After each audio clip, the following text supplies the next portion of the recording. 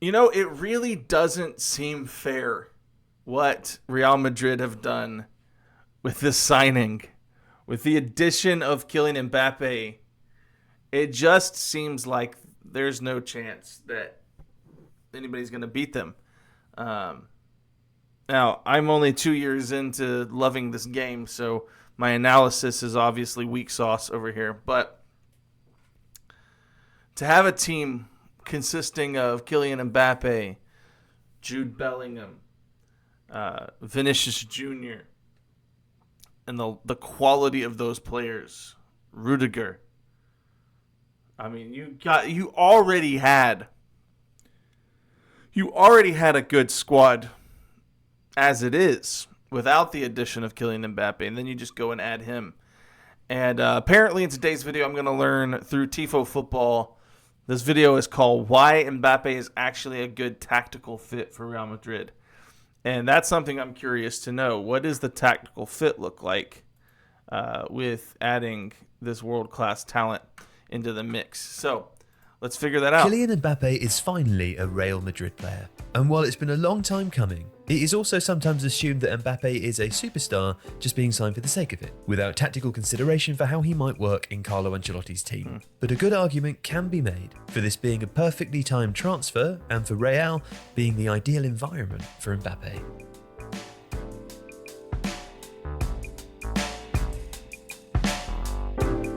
Mbappe has openly wanted a move to Real Madrid for years, but beyond fulfilling a dream, this transfer makes sense tactically, stylistically, and for Madrid's next generation. And this is largely because he'll be playing under Carlo Ancelotti. Ancelotti is more versatile than he gets credit for, as is Mbappe, someone who can prosper in seemingly disconnected or fluid teams. Kylian doesn't need to be connected with the overall game, wrote Mauricio Pochettino for The Athletic before the 2022 World Cup. He can be there for 5 or even 10 minutes, not involved with his team, and then just appear, do something amazing, and win the match. And Ancelotti has repeatedly found unique solutions to accommodate superstars. At Milan in the 2000s, there were 3 spots for 4 elite midfielders: Andrea Pirlo, Clarence Seedorf, Rui Costa, and Kaká.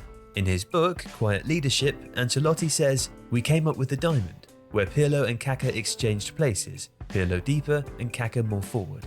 That 4-4-2 diamond system turned Kaká into the World Player of the Year." Kaká is one of the 4 Ballon d'Or winners to have claimed the prize with Ancelotti as their manager. So what that tells me is that Carlo Ancelotti is one of those managers who can be flexible, is not so stuck in his ways. He can adapt to the squad that he's given. And that's a great quality to have as a manager, because I've known of, managers, this is across all sports, managers who just really don't fit with a certain team. For instance, if you want to take the Dallas Mavericks basketball team, most of you, I know, don't click off the video. I already see you football fans, you're about to click off the video. This is a good analogy. As a Dallas Mavericks fan, we had Rick Carlisle as our coach. Had a wonderful career, coached with Dirk Nowitzki being a superstar player. Wonderful career with the Dallas Mavericks. Was well respected by all of us fans. But when Dirk left the scene, his squad was different. He was given some young talent, and he just did not mesh well with the young superstars. And he wanted to keep doing things the same way he's always done them. He was very stubborn about that. And what ended up happening is players got, he had a bad vibe in the locker room. Players didn't want to play for him. He didn't adapt to the team he was given. And so I think that's interesting to see somebody like Carlo Ancelotti, who is not so stuck to his system, but whatever team he's given, he's able to adapt. He's able to make changes, all of that. So let's get back to the video, see what Tifo Football still has to tell us about this team. The most of any coach. At Juventus, Ancelotti said he tailor-made the side for Zinedine Zidane, as the French player changed the way I look at football. Mbappe is a similarly transformative player. "You can play football in different ways," said Ancelotti in 2020. "There is no one winning system. I think the winning system is to put the players on the pitch where they're comfortable." Right. Now, this outlook serves as something of a contrast with the PSG head coach Luis Enrique. Mbappe scored 33% of PSG's league goals in the 23-24 season, one every 80 minutes. Only in 2018-19 did he score more often at PSG. But as good as the numbers are, it often felt that he scored those goals despite Luis Enrique's tactics and system rather than because of them. His average shot distance was the highest in his career. Enrique's system and Mbappe were not always matched. The Spaniard tried playing him off the left as a number 10 and at number 9 in the 4-3-3. There was a 4-3-1-2 with Mbappe and Bradley Barcola as split strikers in the Champions League. Enrique also tried Mbappe and Randal Kolo Muani as a strike partnership in Europe. Mbappe's low-touch nature and limited defensive contributions at times looked at odds with Enrique's desire for possession, pressing and control. Mbappe, as Pochettino says, is a moments player who thrives in chaos. And as Real Madrid have shown in the Champions League under Ancelotti, they might be the ultimate moments team. Moments player. You know, when I think of moments player, the player that comes to my mind immediately when I'm thinking of moments is Didier Drogba.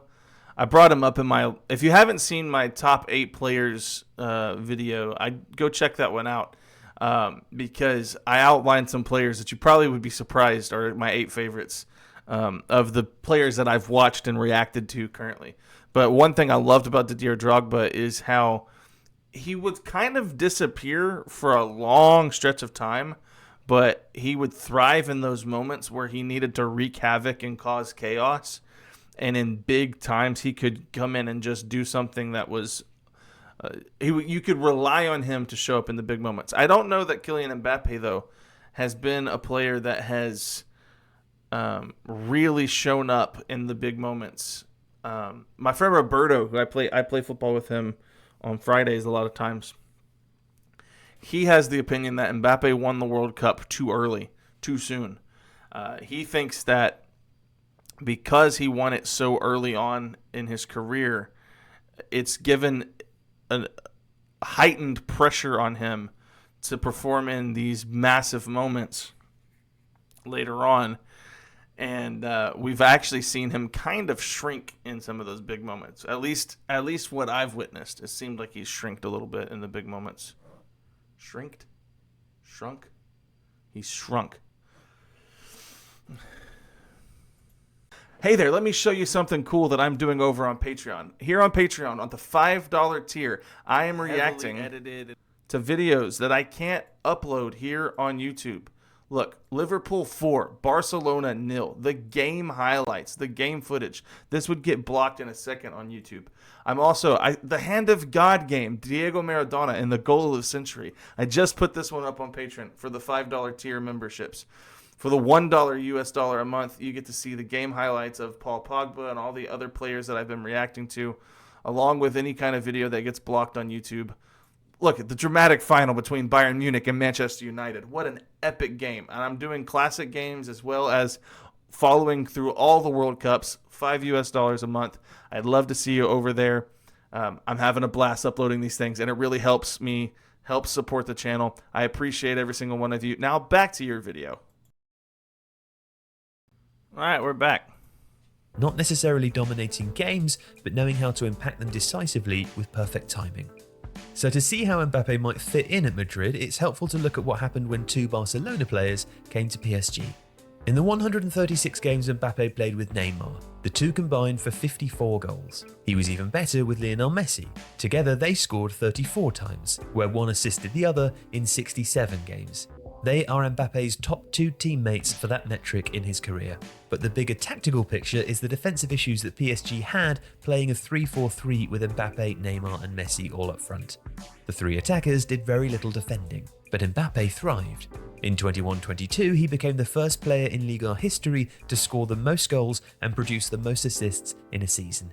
The freedom to interchange positions with Messi and Neymar, play close together to combine, and deliver and receive through balls was devastating. And Mbappe is not just a quick right-footed left winger. His career started on the right at Monaco and for France, scoring mostly through one-touch finishes from crosses and off rebounds.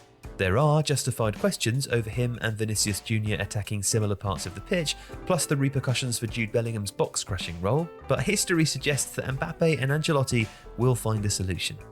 Mbappe's arrival in Madrid would suit a 4-2-3-1, and not just because this is how Didier Deschamps set up France's national team. It would certainly suit Luka Modric to be in a deeper role, with reduced physical demands, while keeping Bellingham in the number 10.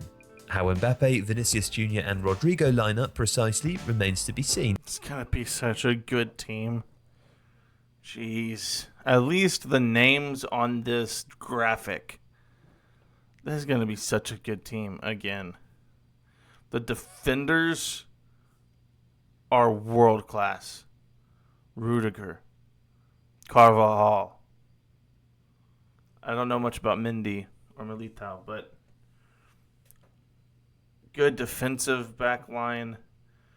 Valverde and Modric, Bellingham, Rodrigo, Vinicius Jr., Mbappe. That's a good team. But Madrid's clear midfield structure would help facilitate an attacking system with freedom to move across the pitch, either in deliberate rotations to make them difficult to mark, or to play close together for angles to combine against compact defences. Factor in the youth of Madrid's forwards, and the long-term success prospects for the 15-time European champions are practically limitless. At 25, Mbappe is older than Vinicius Jr., Bellingham and Rodrigo, and then there's the 21-year-old Camavinga and the 24-year-old Tchouaméni, who joined Madrid from Rennes and Monaco respectively in 2021 and 2022. Like Mbappe, they underline the tactical versatility of the next French generation. Camavinga has played left-back and central midfield for Madrid, while Tchouaméni has recently filled in at centre-back but primarily plays defensive midfield. Ancelotti agreed a new contract back in December until the summer of 2026, providing Real with more continuity and ultimately Mbappe with arguably the perfect environment. If you like this video, please consider subscribing to the channel. The Athletic is home. So, I think that buckle up, because I see Real Madrid as a real threat in the Champions League once again. I see them as a threat to win La Liga, as always. They really got a good chance. They're a good team, and adding Kylian Mbappe is only going to, I think, is going to improve upon what's already a good team. So, there's that. Let me know in the comment section down underneath this video what you think about the move, what you think about their chances. Are you optimistic about Mbappe at Real Madrid? Are you pessimistic about him? I've seen both a lot of love and a lot of hate surrounding Mbappe. I don't really have a strong opinion. I do think this is a good move for Real Madrid, and I think it's a good move for Mbappe as well. We'll see how it unfolds as the year goes on. I'll see you guys in the next video.